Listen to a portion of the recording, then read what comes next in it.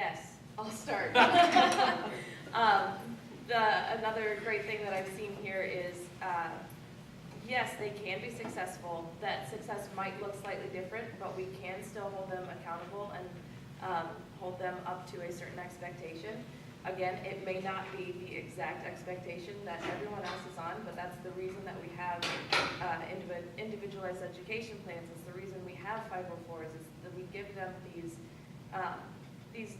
different things to help them succeed and to be successful, to meet the same expectations, the same standards. So absolutely they can. There's no question. And they are very successful here. I have noticed huge changes in several students. I would concur. I'm not a special education expert, but when it comes to classical education, and I think as you mentioned earlier, it's the natural way that we learn anyway. It's the natural way that the brain works, whether you're a special needs kid or not. The classical education model actually speaks to that learning process that's innate in each one of us. So I think that alone makes classical education a successful way to help special education kids learn as well. And I know that the program here at Eagle Ridge is continually getting better and better. There's been some bumps and some rocks, but I know Jason's committed to it and the staff's committed to it, just the new hire.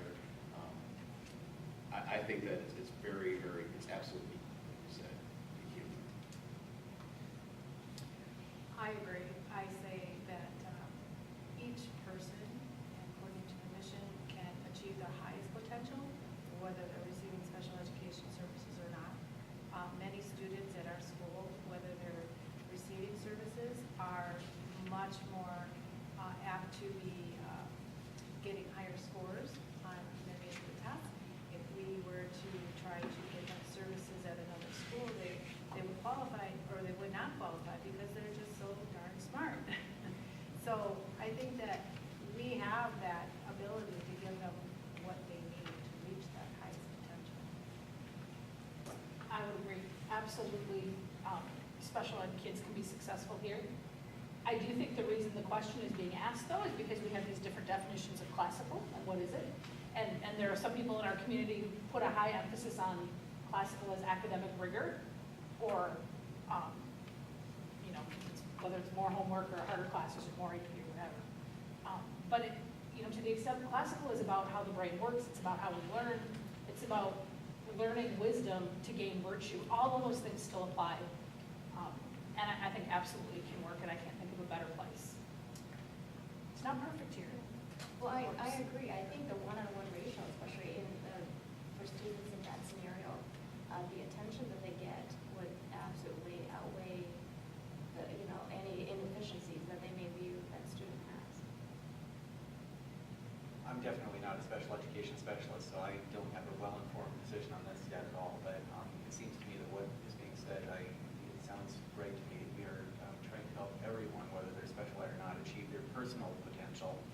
We may need to think a little bit about what kind of track we're putting them through. Maybe the rigor isn't the same as the rigor that we hold other students to, but we don't want to separate them out either. We want to have they bring special things to everybody. So we need to figure out a way to make it work. When I think of classical education, I always think about the key thing about it is teaching you to love learning. It is also about reaching your potential. It is not about reaching somebody else's level of potential. So I like the way Eagle Ridge does trying to kind of do their assessment by individual kids and then sorting them into groups of the same kind of people and then having a dedicated focus to reach their potential. They're not trying to make them compete with another set of group who may be more better or worse or anything. It is more about what can you achieve, and that's the focus that students want to take. I think if you're able to instigate love for learning, I think any person, whether it has special needs or whatever, will still reach its potential. And that's. I would also agree. I have students on individual education plans at 504s, and following those plans, I've seen those students achieve their highest potential.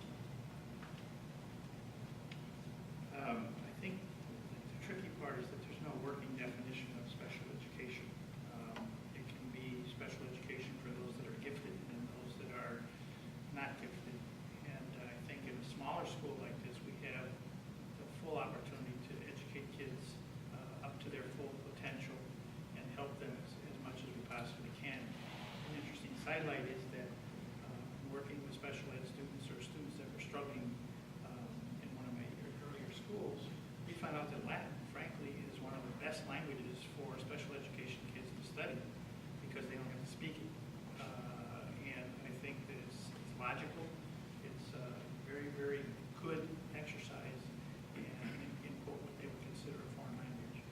And then just to finish up, that's one area where the teachers and the faculty absolutely need training in how to deal with students of varying degrees of ability. They just, whether you're teaching to the middle of the class, which was the statement a long time ago, or you're forgetting the rest of the class and focusing on the low-level kids, the faculty member, frankly, has to know what he or she is doing in the classroom with those kids.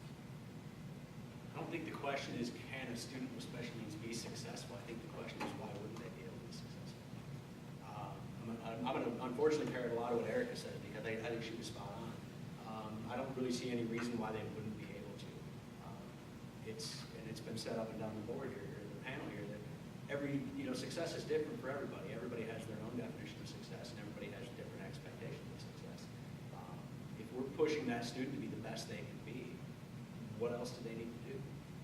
There's certain standards they have to live up to, like being at Eagle Ridge, but for the most part, it's not the student's problem if there's a problem with the student, if that makes sense. It's the parents, it's the faculty getting together and figuring out what solution needs to come together so that this kid can be successful.